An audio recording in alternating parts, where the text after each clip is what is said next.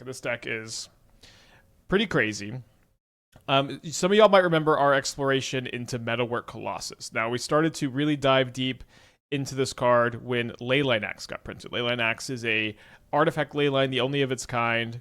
It lets you put a 4 mana value artifact in play for 0 mana. That can be pretty good. In combination with the Chiss-Goria artifacts, these are 3 mana non-creature artifacts with affinity, the only ones of their kind. In combination with these, you can get a pretty fast Metalwork Colossus in play. In fact, even as soon as turn 1, you can put Metalwork Colossus in play. And then Simulacrum Synthesizer is really kind of the best card in this deck. It does hurt to splash for, since it's the only card that has a colored cost in the main deck. But in combination with all of your 0 mana Teeth and your Mystic Forge and your affinity creatures and your Colossuses, this card goes really, really crazy. You also get to be an Ugin's Labyrinth deck, which is cool. Now, when we were playing this deck, I had this kind of review of this archetype. Is that, hey, this deck is actually doing a lot of really broken stuff. This deck is very consistently putting like 30 power in play turn 3, double striking a Metalwork Colossus on turn 2 with trample. Like, it is just really regularly doing some really broken stuff. I had this other thought about this deck. This is an artifact deck that is a lot more resilient to Wrath the Skies because all of your artifacts have a higher mana value. Like, it's just not as easy for them to have a crazy blowout with Wrath the Skies. When we were playing this deck, we kept losing to Boros over and over and over again. It was very frustrating. Where what would happen was we would do our thing. We would put 1 billion power into play, and our like 40 power kind of couldn't beat a Guide of Souls and an Ocelot Pride, or an Ajani and a Guide of Souls. Or, just the Boros creatures are so good at just blocking big non-trampling creatures. Although even sometimes we would have like a Leyline Axe and a Shadowspear on a Colossus, and we would still get raced by like Guide Triple Pride or something like that. And so like that was what was very frustrating to me, was that we were doing our really broken artifact stuff, and like my Boros opponent would cast 3 1-drops, and they would just be able to chump block and fly over and eventually win. So I was looking at this deck again, and I was kind of reminded of Altar of Dementia, which is a card that I think is, a little bit underexplored in the format in general. We've had a few decks that play it, like the Lamplight Phoenix combo deck. That deck was really, really fun. I've been kind of wanting to return to it. Lamplight Phoenix combo. We've had there's been some like Sophy combo decks with Altar, but I kind of realized that with Altar of Dementia with Metalwork Colossus, you can mill your opponent for a lot of cards, where you're able to like sack your Metalwork Colossus to Altar, mill them for 10. And then if you have cheaper artifact lands, or if you have Mox Opals, or if you just have enough mana value amongst your artifacts, you can sacrifice those to Colossus and then do it again. And so I started to playtest, and then I really quickly realized that Simulacrum Synthesizer, Altar of Dementia, it like slaughters your opponents like immediately. Like, you just get to go construct, mill you for 40, mill you for 50, mill you for 80. It's like, it goes kind of crazy. And so in some ways, it's kind of like, I'm going to compare it to Hogak, right? Where you're putting a lot of big creatures into play really quickly. You're using Altar of Dementia to mill your opponents out. You also have the ability to Altar of Dementia yourself to look for Metalwork Colossus just to sack him to put into play. That's kind of interesting. You only have 4 hits, so it's like, maybe not going to hit that often, but off the big constructs, we could do some math on it. So I don't know. I think there's a lot of interesting stuff going on in the shell. And I think having access to that kind of combo kill that ignores the creature combat gives you like a really interesting... Oh, sorry, I think this is the single Q League. I was doing some solitaring this morning. Gives you like a really interesting angle of attack. Now, we've got so many different decks today that we might play that I'm just going to play on the Timmy account. But yeah, I have kind of always felt like the Altar's a little bit underplayed. Let's go ahead and think about this 7 on the draw. We're not going to have a very fast Metalwork Colossus. I don't think it'll end up mattering too much, but good call. Colossus has been called Silvergak. It's a pretty good name. Spike is good at finding the combo decks that don't need to loop. I always want an infinite loop, but find good enough. Yeah, that's kind of the thing. This deck is really good at milling your opponent for like 50, which is about all you need to do. Yeah, I agree that Altar's pretty busted. I do think like Lamplight Phoenix is something that we maybe need to circle back to. My fingers cry out in fear at the thought of having to click through the combo again. But back in 2023, 2024, okay, interesting draw. Still leading on this. The idea is if your deck has a high enough mana value, you can mill your entire deck when you go Altar of Dementia into Lamplight Phoenix, and then you can mill your opponent's entire deck. Oh, yeah, that's so I forgot to mention that. Yeah, the Altar of Dementia lets you like clear the top of your deck for Mystic Forge sometimes, which is really, really fun. Okay, interesting. So they got 2 cards left in their hand. Neither of them seem to be lands. I'm pretty likely to... Yeah, I'm pretty likely to cycle for a Darksteel Citadel so I can cast the Mystic Forge and try to find some teeth. Or sorry, teeth and scales so that I can start getting this Colossus cast. Alright, they've got a Thought cast. 3 cards left in their hand. Interesting that they tapped the Opal, although I guess they might want to Legend Rule the Opal. This is 2 munitions tokens. They play a Sync untapped, 2 mana available. 2 mana available and a pass. So this might just be them holding up the claws for the munitions tokens. I'm very glad that the claws have made the mainstream. Some very fun tech. Yeah, we should be playing the Izzet land instead. If we do a second league of this, we'll make the change. It shouldn't be a big dealio. Hopefully they don't have a Rebuke as their last card. I think it's not the most likely, of course. It's only 1 card. We're going to have 4 artifacts here, so the Frogmyr probably not castable here. Okay, the Rebuke is, in fact, their last card. Of course. And then they munitions me for 1. So they are top decking.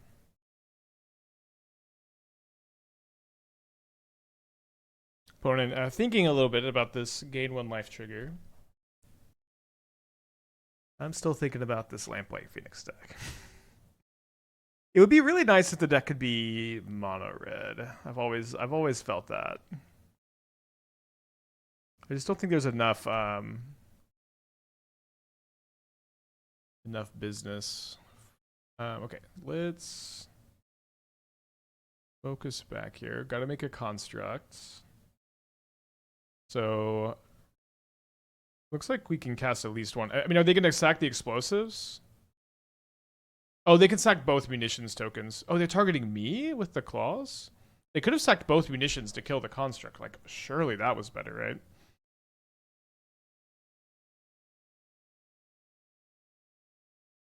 I don't think I missed the target. Okay, do I want to get a Lavaspur Boots? I think yes. So this is gonna be 5, 6, and I can also cast the Frogmyr. I guess I could cast the Frogmyr and give it haste, but that's gonna be worse than... Oh no, sorry, I do need to do this. So I can give the construct haste. Doesn't mean we're not triggering the Sanctum. I think that's okay though. They're main decking so many Tormod scripts. I think it's too many. I think it's too many crypts.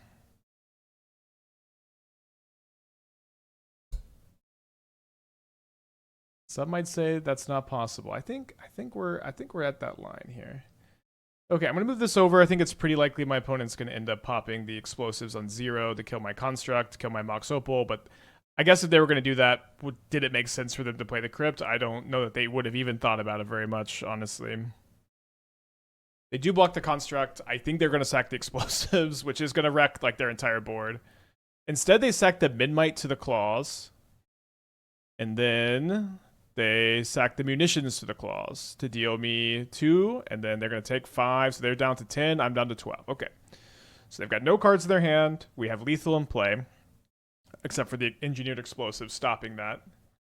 They go ahead and sack a crypt to gain another point of life. Your turn. Our league's down. I'm in the league right now. Yeah, smashing, yeah, not being Lamplight, like 4 mana value is so tough. You do have Pinnacle Emissary, though.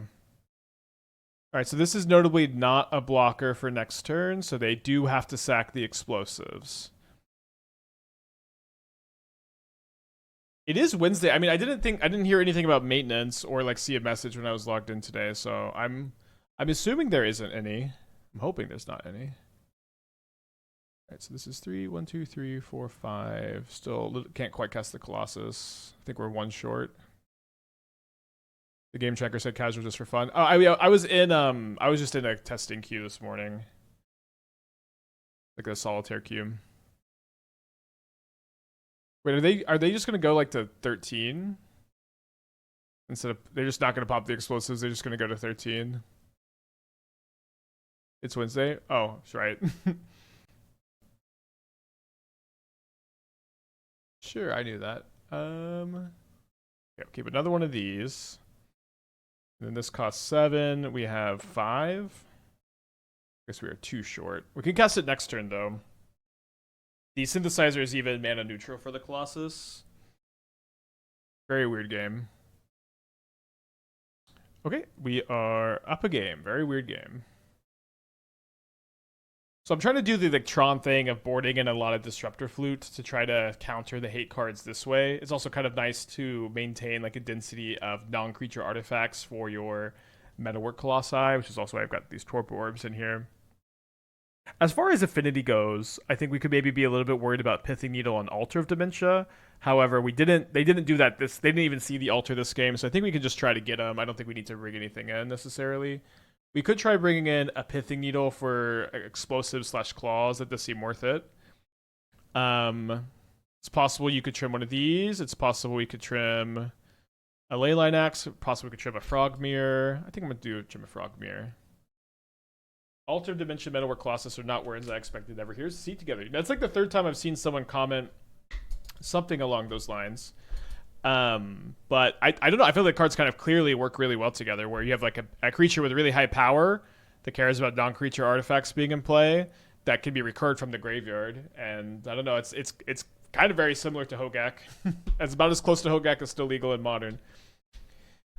Someone asked, have you explored most of what you wanted from Omen Pass? I've definitely explored most. I have a few more things I'd like to figure out. I have a couple. This is this a turn 1 win? This might be a turn 1 win. Let's see what we draw. Oh no, so the Frogmyr is not going to be this.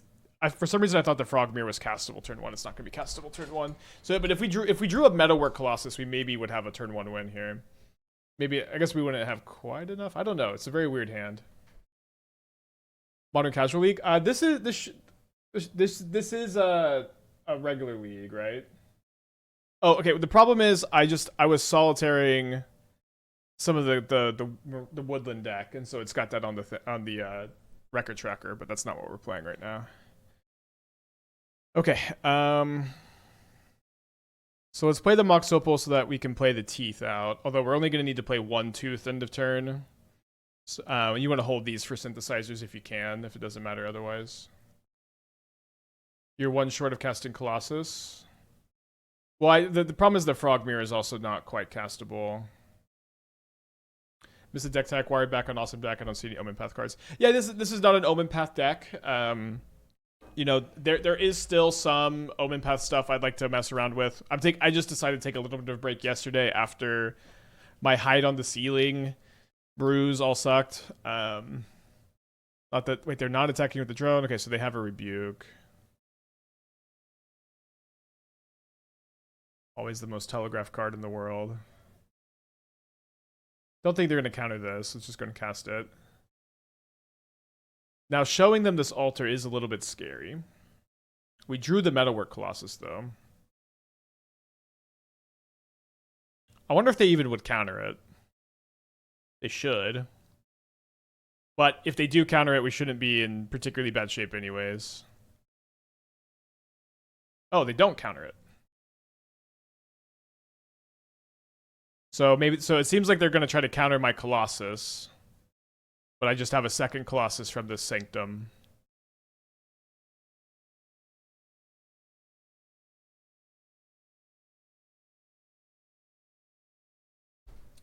Okay, so I'm going to cast this Colossus here.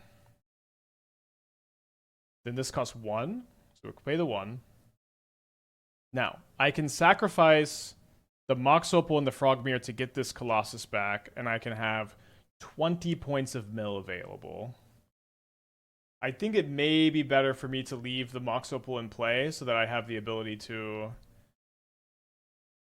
like just equip the Leyline Axe since I'm not going to have lethal mill here. Definitely not a bad turn 2 through a Metallic Rebuke. I would have been able to mill for 30 if they didn't have the Rebuke. And potentially 40 next turn. We attack for a bunch, we mill them out as plan B. I think the mill plan is kind of matchup dependent, but yeah. I think mostly you're trying to just attack for lethal, but the altar gives you like a really fast plan B that can also get around like a million guides and prize and stuff. And also this helps with your Mystic Forge turns sometimes. Okay, so I drew another altar. Let's see. So I have right now... Looks like I'm one short of recurring Metalwork Colossus twice, right? Seems like we still just wait a turn.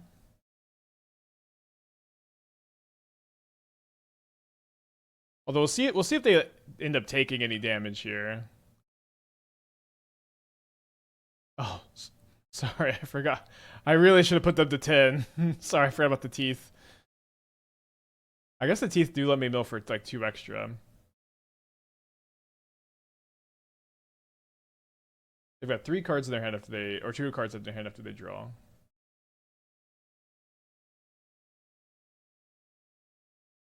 So this is going to be a 5/5. They may not realize that I can teeth to kill the Kappa. I might actually get weirdly rewarded for not tapping it last turn. We'd also just draw mana to make this a 22 power double striker. So like a land is lethal. A Metalwork Colossus I think gives me lethal mill. This is a tap land, but this tap land I do think lets me mill for like an extra 10, if not more. Let's just go ahead and go to combat. See if we can make if we could just kill the Kappa Cannoneer, we don't really need to worry too much about dying on the backswing. This is gonna go here, and this goes here, and then we are right that they just don't see the line here. So next turn we can equip, which I do think is going to be the plan. Let me just make sure I can't mill my opponent out. So I could go like sack Bridge, sack Opal, recur a Colossus, mill them for 10. Then I could sack both altars, mill them for 10 more, mill them for 10 more. So I could get them for, I think, 30, but I don't think I could cast a Colossus a 4th time here. So I kind of think I just want to... Do I just sack both altars so that I have the 3 mana to equip? I guess I could sack an altar and I could sack a Tooth. And then I would have 5, 9 mana value, and I could still cast the Colossus, and I could still maintain the altar stuff. Hopefully my math there is right. I think it is. Okay. Can't Shadowspear. We have a Shadowspear in the deck.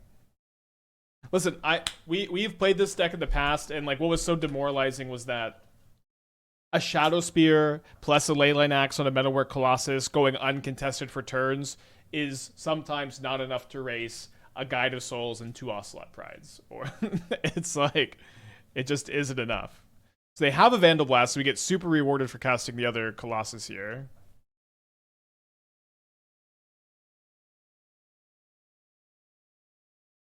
And the Sanctum is interesting, but I don't think that they're very likely to beat this. It has Double Strike too. I don't know what you're saying. I do know what this has Double Strike. We didn't mill them because we have 6. I mean, we didn't mill them because they're dead. Okay, this hand has a lot of really good top decks. Mystic Forge, Colossus, Sanctum of Ugin, Synthesizer, so definitely going to keep on the draw. Also, maybe just a Leyline Axe on a companion will be good. How come Vandal Blast in the Affinity deck? Vandal Blast never can destroy your own stuff. It specifically says artifacts your opponents control. So when you overload it, it only kills your opponent's stuff. Yeah, we should have the red-blue artifact land over blue-green. I just had Haywire Might, then cut it, then it didn't change the bridge. Shouldn't be a big deal, also. But if we play a second league, we'll make the swap. I'll the draw against a Gilded Goose.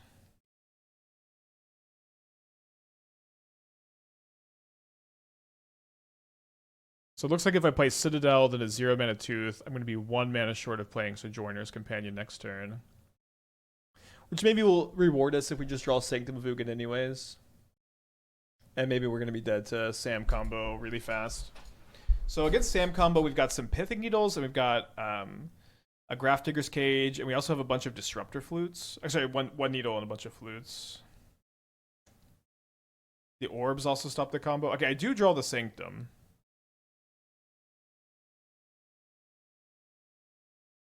So our best top deck is Simulacrum Synthesizer, I think. If I draw a Synthesizer, I can go Citadel, Tooth, which will give me an extra artifact off the Synthesizer. So I have 1, 2, 3, 4, 5, 6, 7, which will be enough to go Companion for 0, make another artifact, Colossus, another artifact, which should be enough to mill them out. So Synthesizer off the top should be a win. That being said, we're on the draw against a turn 3 combo deck. How much better is Goose than Birds of Paradise? Seems like quite a low quality card. Goose is significantly better. Okay, one thing is, Birds of Paradise is not a modern playable card. It's like, it's not just that, oh, there are no decks that wouldn't want to play Birds of Paradise at the moment, and that's why it sees no play. Birds of Paradise is too low quality for modern. This has got 2 toughness. That's a really big deal. This is a deck that can make a bunch of extra foods with your Sams. It has the Cauldron Familiars for the extra foods. Gilded Goose is really nice also, like, when your opponent does have the removal spell. Like, if you go Goose and they go Bolt or push it, you still have a food token, so you have a little bit of an extra value here. It's not like a 2-for-1 or anything, but it's kind of nice. Okay, so we've got a lot of sideboard cards we can bring in. I cut the Boots. I think the Trample is going to be a lot more important. Plus / the sideboard cards. Now, I may not bring in actually all of these. I think it's too many flutes. Let's do like 2 flutes, 2 orbs, 1 needle, 1 cage. It should be a good amount. I could cut the altar plan. I think that this might just not be that important when we have so many lock pieces. And then assembling the combo is going to be a bit tougher, maybe, without these. Maybe play the first copy. Maybe the first copy is still good. I should make a Frogmyr and an Axe. But yeah, so like, I just do think it's like there are some older modern cards like Birds of Paradise that have just been like completely powered out of the format. Or I should say that there's just like, this is a lava dart. A lava dart format at the moment, can also be a Bowmaster format, can also be a Red and 6 format. And it's like, just playing Birds of Paradise is almost never something you want to do. And so, more so than, like, is Gilded Goose better than this unplayable card is just not a good question to ask in general. I think in general you want to be like, is this card good in general? I don't know if that is helpful to you, but that's at least how I like to think about it. Does Orb turn off Simulacrum? I think it does, actually. So maybe that ends up being an issue. Although it doesn't turn off it completely. So like the scales and the forge and other synthesizers entering should still disrupt it. Yeah, that's a really nice draw.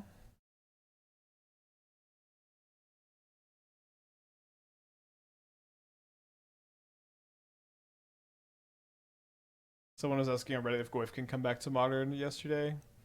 Yeah, it's like, no, kind of. I mean, it's not that it's impossible for Tarmogoyf to ever get played again, but it would have to be like a format where like red removal is really popular, and there would also have to be other good green fair cards, I think. Because that's a big part of the problem with Tarmogoyf and like just green mid-range decks in general, is that there's basically no good green mid-range cards. There's like effectively 0. Okay, so looking for land, Synthesizer, Colossus, all really good top decks. I guess untapped land. Have we tried Broadmouth Viper with weapons yet? Yeah, we tried like we did that like week 1 in like 2 or 3 different shells. I have had like a lot of comments about that. Maybe I should have played the Opal. Yeah, honestly, the Opal might have been the better take here. I don't know. Like I don't know if like people are catching up, but that is something we did like in a couple different shells right when the set came out. So, all right, I guess I'm gonna play this out. So if my opponent has another Thoughtseize, I can just dump my hand.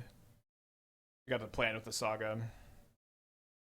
No troll is 6, neither fair, no good, nor good. I usually think of 6 as like a bit more of a combo card. It is it can be played in the more fair decks, but it's like I think not as good as other 3 drops typically.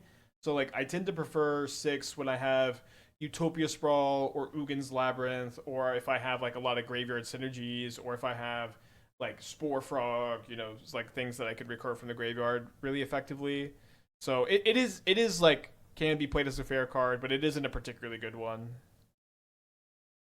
Like for like you just and it also doesn't synergize super well with Goyf. Not super bad either. Ooh, they get the extra insect, but they lose the Haywire Might. I guess we'll take that. Is Ritual fair? I would say Ritual is a bit more of a synergy card, although you can make an argument. Okay, we don't want to main phase the Saga token because of the Grist activation. Did you see the humans list that's similar to yours at top rated Pioneer Challenge? No, but I guess I would take a look. Ritual is fair. It's warped that isn't. Yeah, maybe. I mean, like, I think it kind of blurs the lines a little bit in a similar way like Cascade Beans did.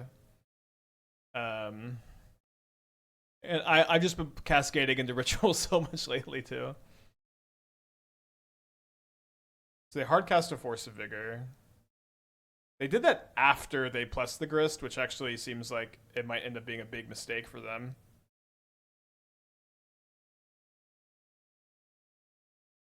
Although they just have a Court of Calling. Okay, so we're 1-1. We could just concede to these magically getting tapped here. Alright, so I like that I can cast the Mystic Forge on turn 3 with this hand if I cycle for Citadel and I get the Opal. 3 islands. Yeah, so it's not an infinite turn lock. If it was an infinite turn lock, we'd be streaming with it. But it's like one of these ideas that's like, okay, there's a lot of synergy here. It's not infinite turns, we get to take a lot of extra turns. That's usually pretty good. But yeah, no, it hasn't not made the stream. I've ever cast Enter the Infinite in Modern? I don't think so. Check out Moxfield. It won the challenge, cool. Yorick. Great.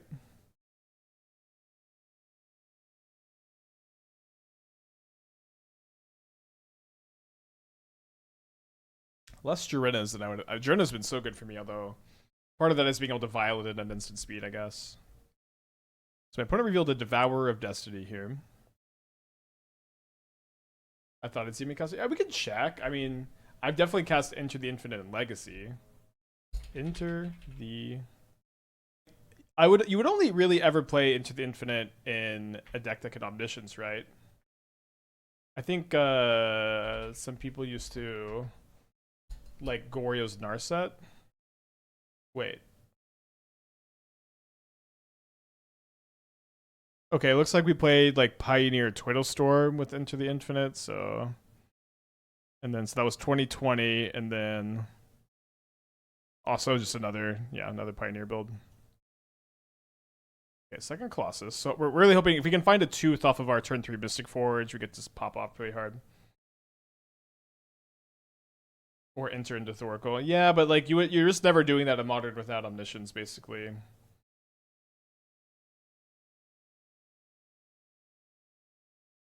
So it seems like they've got a K command. Oh, sorry. I for some reason I thought I was going to be able to play the Saga turn 1, but I don't know why I thought that was the case. We can make a token this turn, but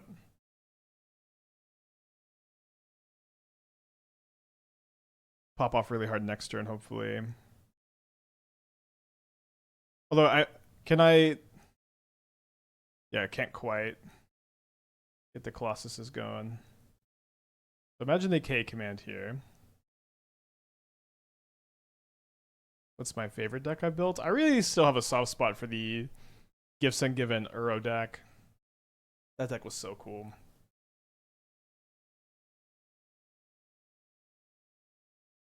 Although recently, like the Teamer Omniscience Woodland deck, I love that one. Have I tried this list with Border Post? I have tried it, yeah. I was thinking that it might be a better direction to go. It might be a better direction to go for this version. But it's like the Border Posts are really hard to play in this deck.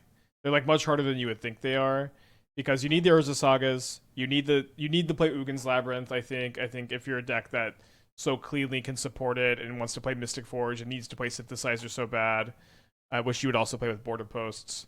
You must play Ugin's Labyrinth. You must play Ugin's Sanctum of Ugin to tutor more Colossus. That card is also mandatory. And so it's like, because the Border Posts have a big requirement of, wait, they have Portent, but they didn't sink all their mana into it. Okay, last time I had an opponent who cast a Port X equals 4, they casted Emrakul.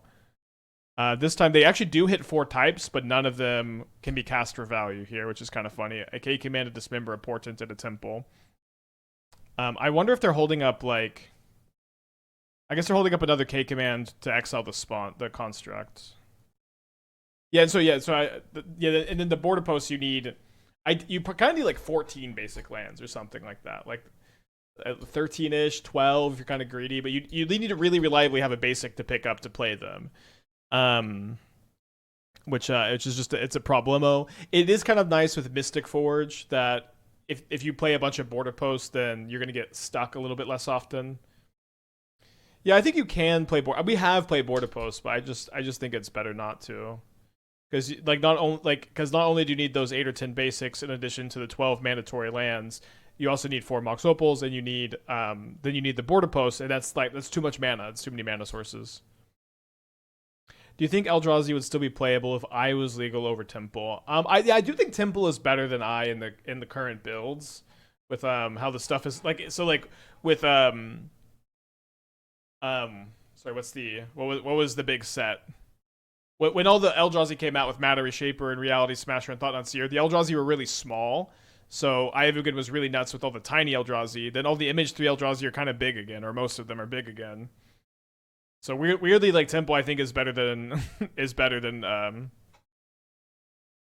hold on. Then I would be. Okay, so we're gonna cast this Mystic Forge. Then the Tooth will let us cast the Colossi. We've got a scale here. Let's go ahead and say no to this Urza Saga. There's an Altar of Dementia, which we can use to win the game next turn. Assuming there is a turn.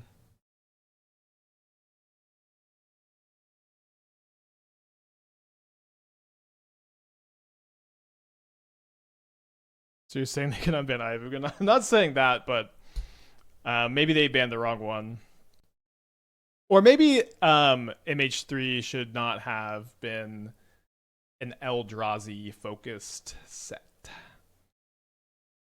We are kind of screwed, I guess, if they promised end me this turn and they just alter and mill me out.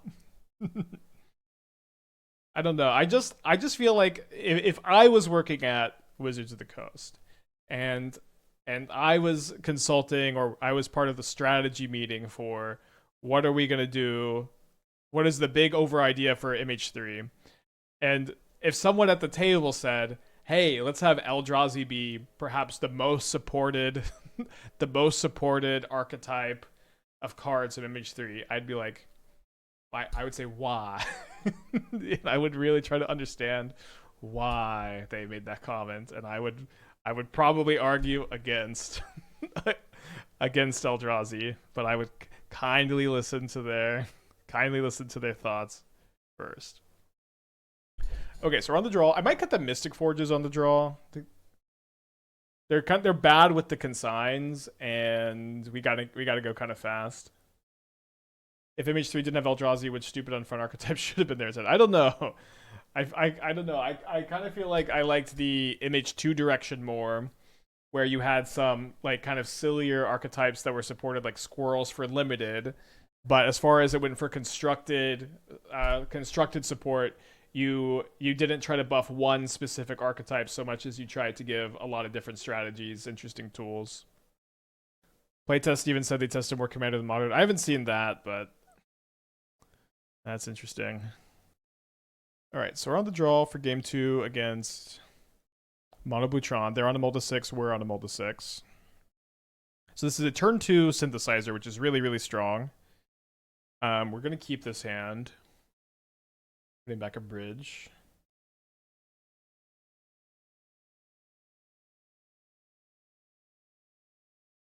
During the announcement, they accidentally called it Commander Horizons, which is apparently an in-house nickname. Well, people have been people call it Modern Horizons 1 Commander Horizons. They called it Modern Horizons 2 Commander Horizons. So it's kind of hard to. I would imagine that's pretty tongue-in-cheek since the player base has been calling all Horizon sets Commander Horizons, and they're not completely wrong. I don't understand why they bother playtesting for Commander. Make the cards work for 60 card formats. Let the Commander players shake it out for there. I agree. Like to some extent, at least when I played a lot of Commander. I don't know if y'all know this, but when I was like 19, 20, I played a ton of Commander. I loved Commander. It was my primary format. This was before they were designing for Commander, so it was really fun to just take the normal cards, I think, and try to like adapt them for this format. Okay, they're gonna turn one flute me. They name Consign to memory. That makes sense. Another thing too is like I wonder what playtesting for Commander is even like. Summons this to the top of my deck. You know what I mean? Like the variance is so high, and it's a multiplayer format too. Like I imagine it's like a very difficult format to playtest for. So I can Consign next turn. Uh-oh. Turn 2 Flute into turn 3 card on the play. I mean, Image 3 having a massive energy and Eldrazi focus was for sure to push those cards for Commander. These are two mechanics that are too inherently toxic for Standard. Also, around the same time, we got multiple energy and Eldrazi precons.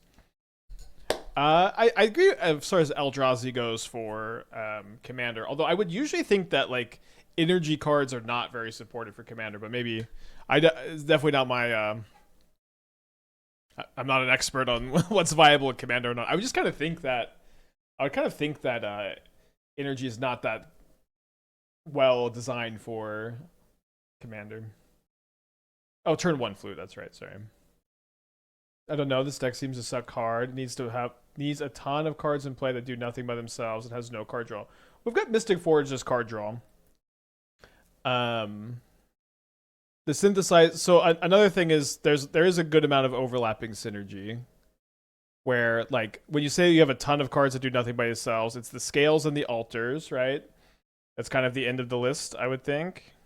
And then the scales have like really nice overlapping synergy with the Colossus and the synthesizer. I found them to be quite good in general, but I don't know. I'll say that this is not the first time we've played Colossus. We have had some middling results with it, and I think this is a good upgrade to the archetype. But listen, they're not, we're not, it's not always going to be Cascade Birthing Ritual over here. A big part of the brewing process is to, kind of like keep exploring the ideas as you go and like make sure that all like a kind of a spider web, very relevant these days. Like a spider web, you need to have all of your paths kind of branching out, and when things change, you can continue to branch them out as they go. And for me, Altar of Dementia is just kind of the next piece in a journey here. This deck does a lot of also Leyline. I mean, Leyline equips to your gigantic creatures. I don't know.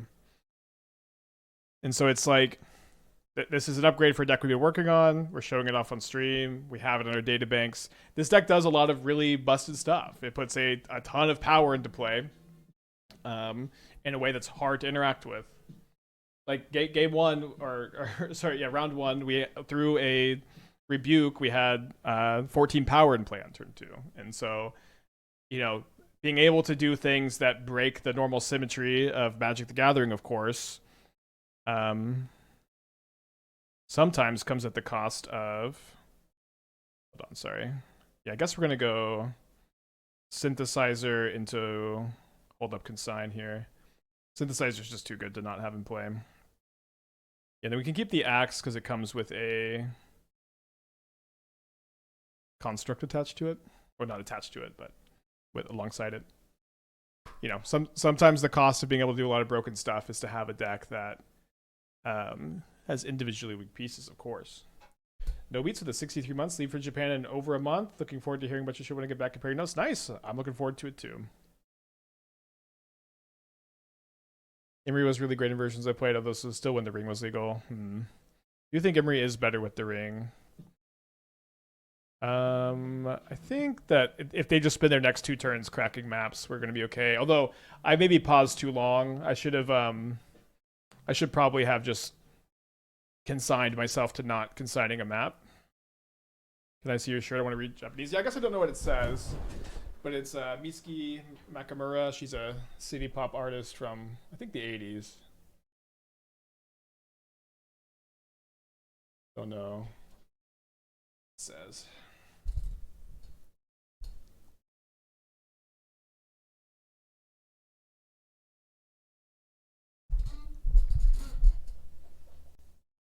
What's my plan for finding vegetarian food in Japan? I don't know. I don't really have one, I guess.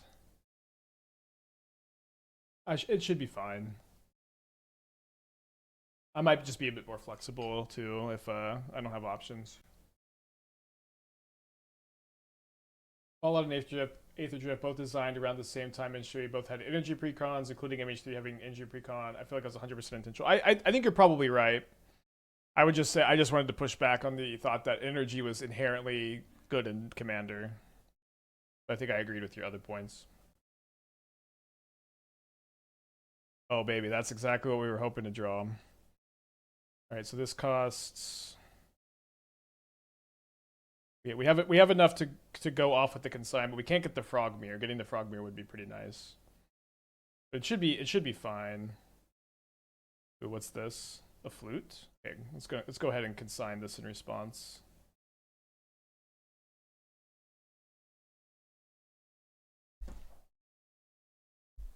The second flute.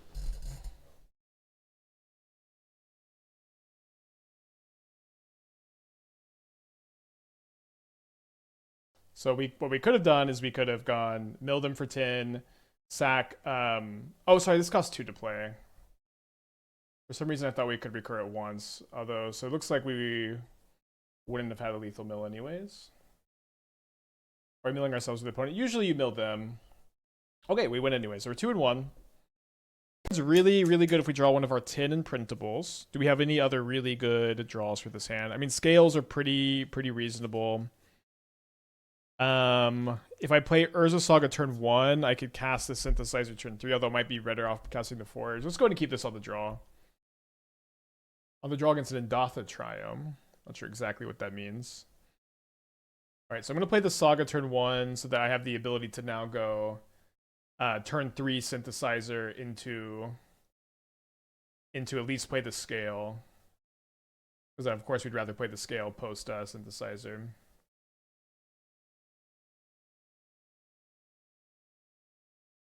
Not the best time to draw a Leyline, huh? Casting an Altar. It's possible that we want to play Mystic Forge first instead. I'm not really sure exactly what my opponent's doing. I don't think Indatha Triome is Domain Zoo, is it? Maybe it is. Yeah, I guess sometimes they do just go in, they are just Indatha into Steam Vents, right? So maybe they're gonna have that Doorkeeper Thrall, which is like the most annoying fucking thing ever here. How is Doorkeeper Thrall always so good against me? Every day, Doorkeeper Thrall. It just shuts down my entire deck. So this shuts off my Synthesizer ETBs.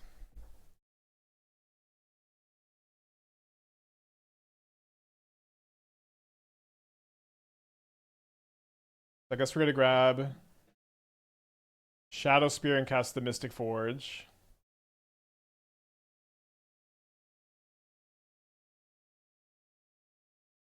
Since this is now a blank card, the Synthesizer. This costs 3. If I play both of my scales, I still can't quite cast it. However, next turn, getting this allows me to start metalworking. So we should probably live here. We might be able to metalwork them out of the game. It kind of depends on how good the Mystic Forges are for us. And it's possible that we want to like mill ourselves with the altar a little bit to manipulate the top of our library. Yeah, I do keep shit talking Doorkeeper Thrall. I'm just a jealous mean girl, I guess. It's also possible just like casting Metalwork and equipping the Shadowspear will be like around good enough to get them. Although, don't want to fake. I mean, I guess a binding on the Forge isn't super beatable anyways. They pass with 5 mana up. That doesn't exactly inspire confidence. Let's cast a Scale. Synth doesn't work on cast. Yeah, this is when so this stops artifacts from causing abilities to trigger. This triggers on artifacts entering. All right, so we get to shuffle away the synthesizer here. I think so. I'm going to save the Mystic Forge tap.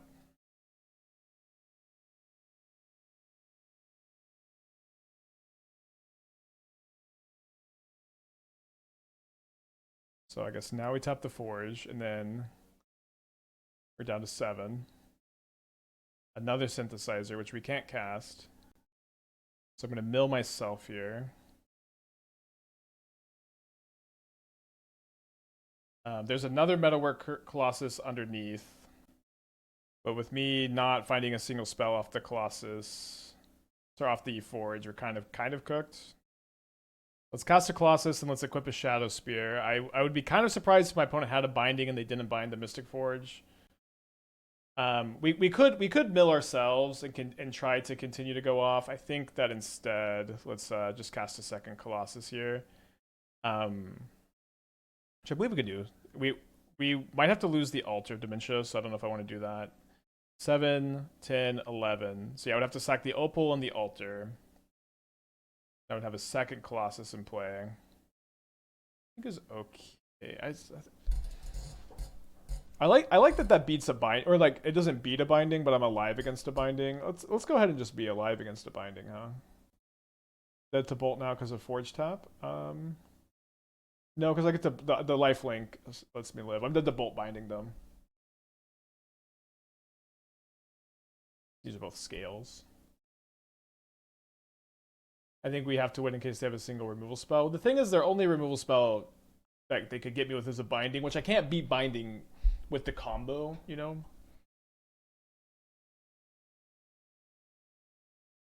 So yeah, if they have nothing else, we are technically alive.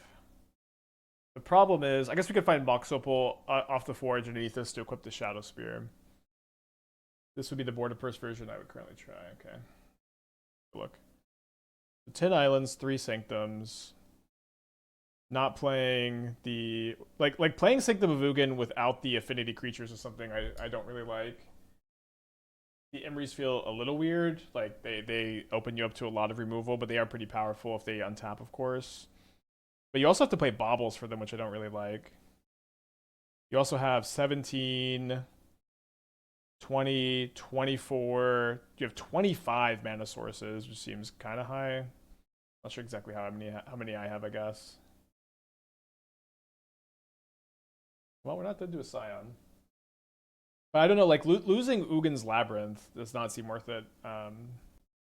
Sanctum was good every time with only 4 Colossus. I do agree you could spare with Frogmyr Enforcer. I mean, I do think Sanctum's good, but it is a lot worse without the Enforcers, in my opinion. You just have Colossus a lot less consistently. So they don't attack with the Doorkeeper Thrall. That's interesting.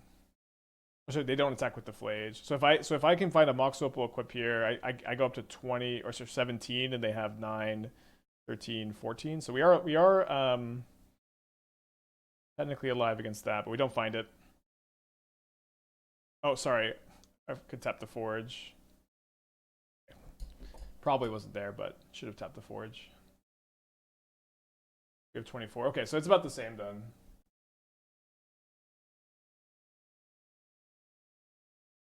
Border posts are QA rebuying sagas from no, you can only pick up basic lands with border posts. That's like the problem with them. Okay, on the play against Domain Zoo, definitely a weird matchup. I don't think we should bring in the Consigns, even though they've got some equity against them. I do think that if they're really Leyline signed up, sometimes you can just go over the top, and sometimes you can alter them out. We could bring in Flute for Wrath the Skies, but we're not really that weak to Wrath the Skies anyways. I think we'll just run it back on the play. Could we not have played the Sanctum from the top to equip a Spirit? No, you can't play lands off Mystic Forge. Would be great if you could. Okay, this hand's nice.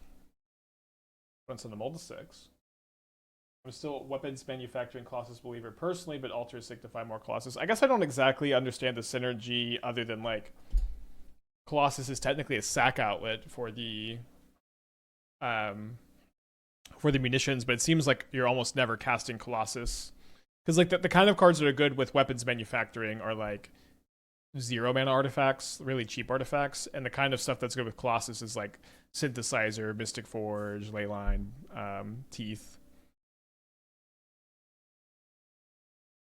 Okay, really bad if they have Stub. I think we're just jamming. Does this go infinite or mill like 50? You can technically go infinite with like if you have synthesizers, but for the most part you are milling like 50, which for the most part does get the job done.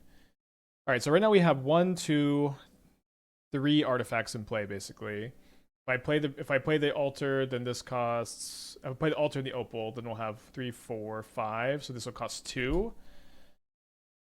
This will cost 2. We'll have 1 mana available, which kind of stinks.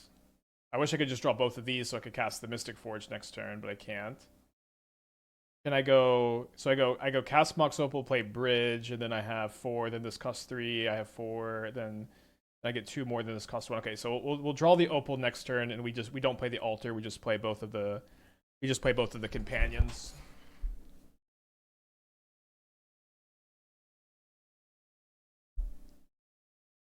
Graveyard hate for Flage, maybe. I think the Flages are just not that important overall, probably.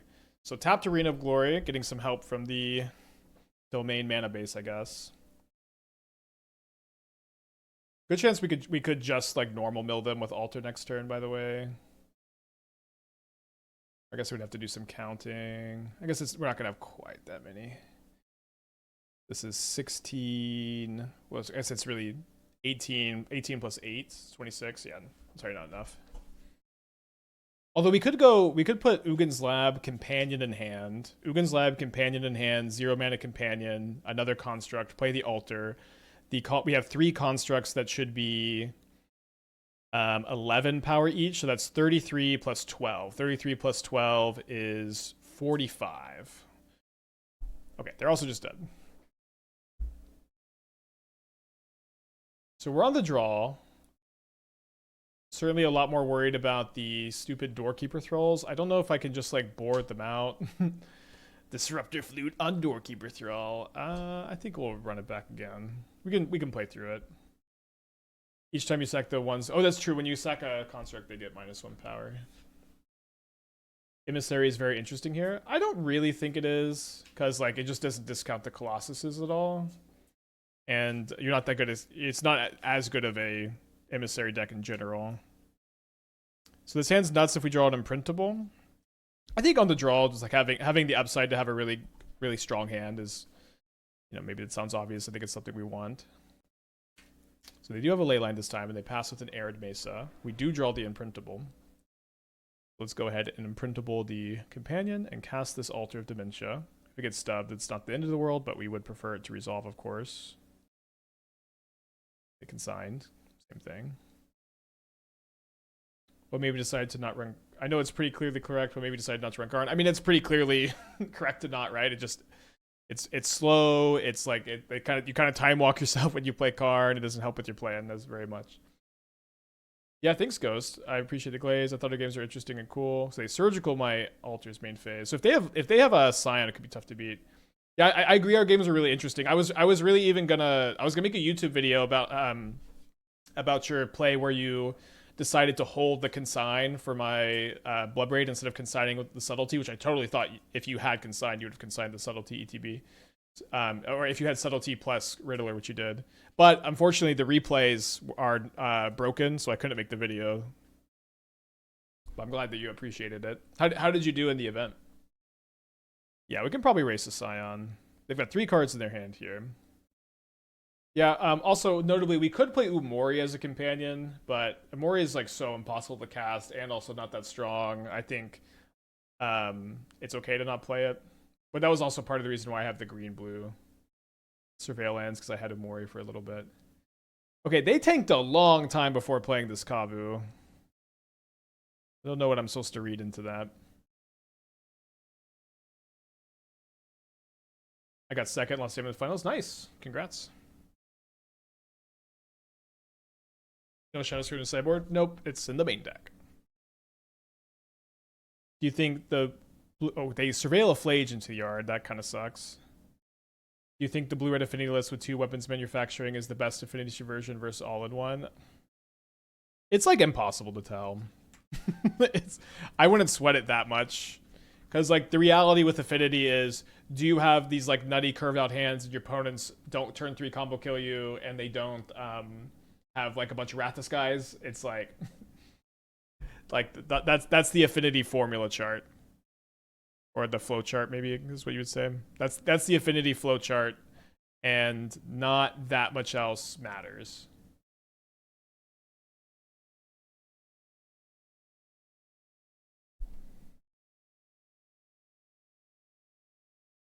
It does kind of feel like they have a consign, right? So it seems like we should be going for a construct here. Especially with my altar gone, we're not super likely to pop off with the Mystic Forge anyways, I guess. Although next turn we might buy the Sojourner's Companion and then cast a Colossus that we get off the Sanctum and then equip Shadowspear and Boots to it. That could be good. But it keeps a card on top. So they could haste a Flage with Arena of Glory, which we would be not doing great against. No hasted construct there. No, I'm dead to Arena, but I think that if they do go for the Arena, then I can go for a block. Then I can go for like a giant life-linking Colossus or construct. Possible that hasting is good though.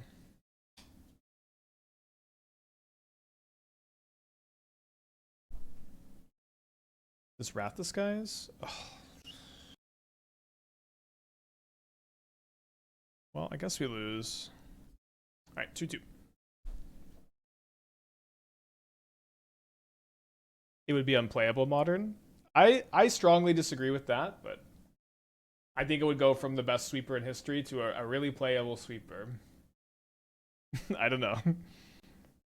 It only does one thing, not playable. Most cards actually only do one thing.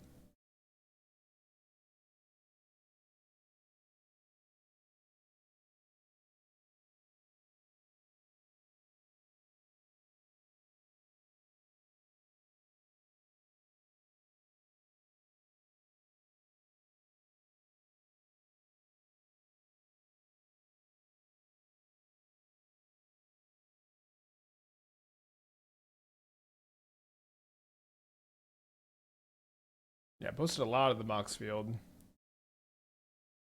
They don't have the Ephemerate? Guess not. I'm going to play a Scale out here so that the Mox Opals have Metalcraft. Be really sad if we get main deck consigned. Not on the Scale, but on the Mystic Forge. I don't think we should read that pause so much into main deck consign as we should think that they're just reading the Scale. It's possible that they have it, and it's possible that's why they paused on the Warp Riddler. They decided to hold up Consign instead of scamming their Riddler, but just kind of tough to play around. Okay, so we've got a Synthesizer on top that I think I'm going to keep instead of trying to dig for a big payoff here. Game 1, the Mystic Forge shouldn't be too easy for them to get off the field. Am I playing the Convoke deck next? So I posted 4 new decks in the Mox field, including this one today. Out of all of them, I think the Convoke one is like actively bad, but really fun. I think the rest have interesting ideas to explore. So I'm not necessarily planning on playing the Convoke deck yet, because I do just genuinely think it's actively not a good deck. But it is very fun, so we might still play it and enjoy the game for a little bit. All right, so yeah, we'll cast the Synthesizer first, and if this trades for a counterspell, that's okay, because we got Mystic Forge going. I might play a second league of this, I don't know. We're about to really pop off. So bottom the Axe, keep the Tooth. Cast the Tooth, make a construct. So we can cast this Synthesizer by playing the other Opal here.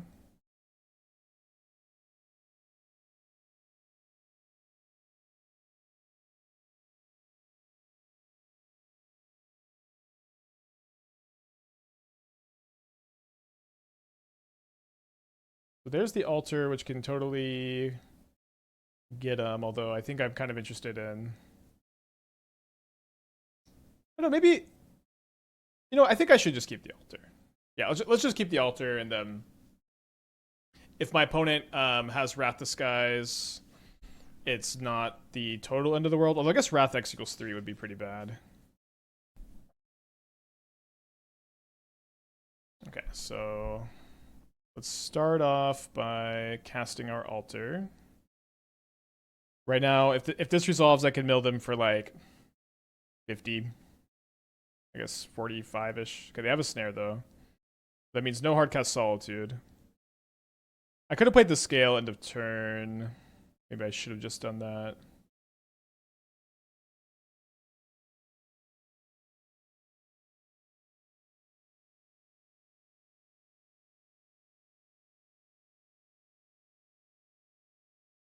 So I only have 2 mana. I can't play the third synthesizer. But we can attack for with 3 lethal creatures here. All right. So let's bring in the flutes for Wrath. We could maybe name Consign in some situations where it's like, seems like that's what they're holding up end of turn.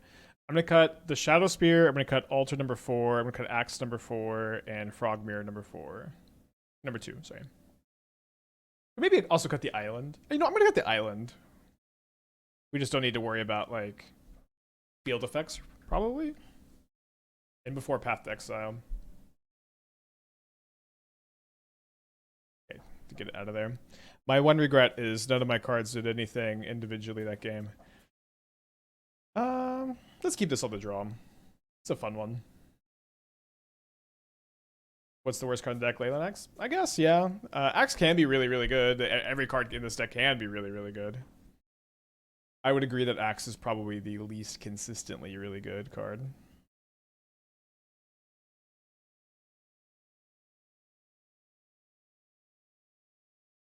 You want to let them surveil before you flute because they might like keep the card you name on top. The graveyard is surgical. Okay, same Wrath Disguise.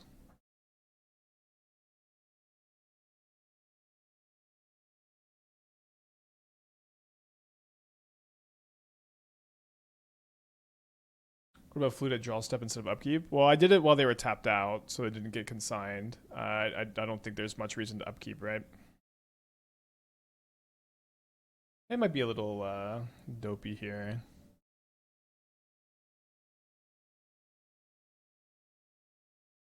I don't understand what you do with altar. You mill yourself for opponents. You mill your opponents. It can be infinite if you have enough like 2 synthesizers, but for the most part, you just can mill your opponent for like 50. Which is about good enough. Sometimes you can mill yourself, and you can look for a Colossus that is a line that comes up.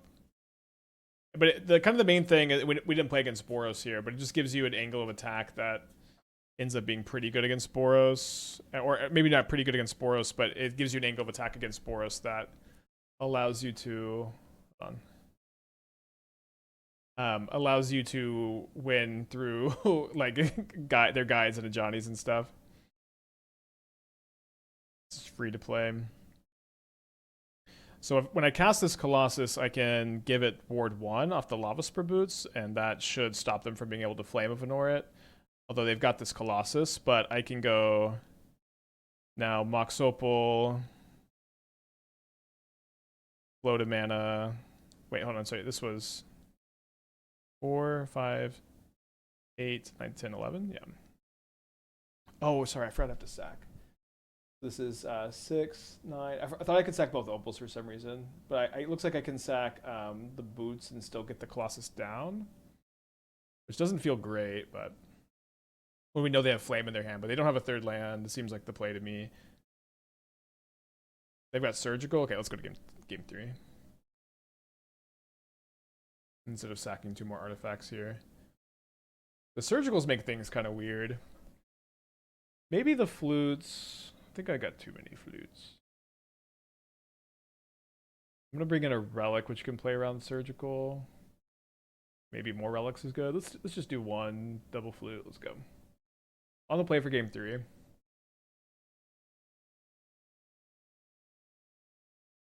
Okay, so we don't have a land. This hand is so close to being really good though. We just can't do anything turn 1. So we can put the Leyline Axe into play. We don't have Metalcraft for the Mox Opal. But if we can get the Metalcraft, then we can go cast Relic, cast Tooth, and then we have 8 total mana value. I think I would maybe keep on the draw. I think on the play we have to mulligan. Very, very, very close though. Opponent's on a mull to 6. Let's keep.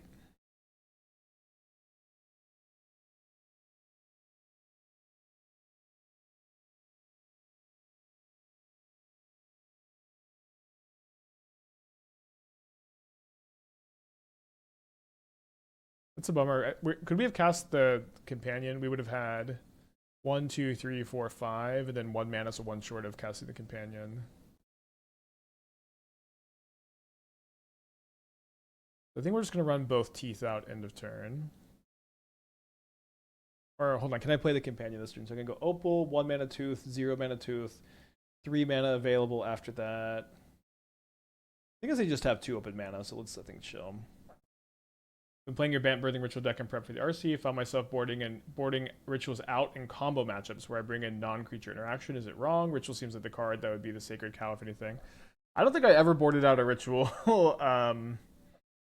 in that deck. I have boarded out rituals sometimes in the Cascade. Like, I board out 1 in the Cascade build sometimes. A lot of times, like, you know, I guess it's been a while since I played that build, but yeah, I don't think that was ever something we did. It seems like they've got a Consign.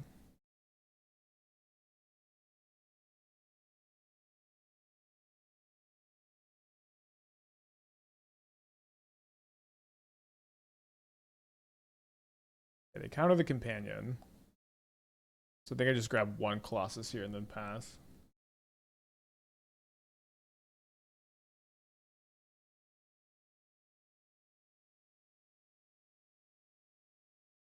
Do you think unbanning the artifact lands would be a good idea because we have Meltdown? I love that.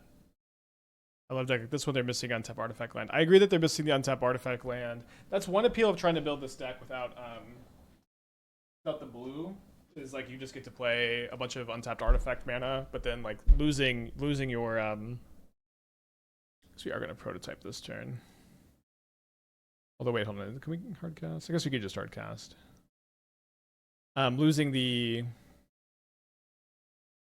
Losing the synthesizer is like such a non-starter. Although, like, if there was ever like a colorless synthesizer, maybe that's what this deck would take. I know I'm not answering your question. The problem with unbanning the artifact lands is that I think it makes gameplay really, really bad. Where game 1's artifact players tend to have more really broken draws that are hard to interact with, and then in sideboard games, they tend to have draws that just crumble to the sideboard cards even harder. It would even further polarize the gameplay, which I think is already kind of at its flex point. You play like Treasure Vault in that slot instead, or better alternative. So you can play Citadel and Treasure Vault. I think that like if the Ring was legal, then you could play like Ring over Synthesizer, but you're just kind of missing that like extra colorless, like big artifact card draw spell, which is a way we had built this deck when the Ring was legal.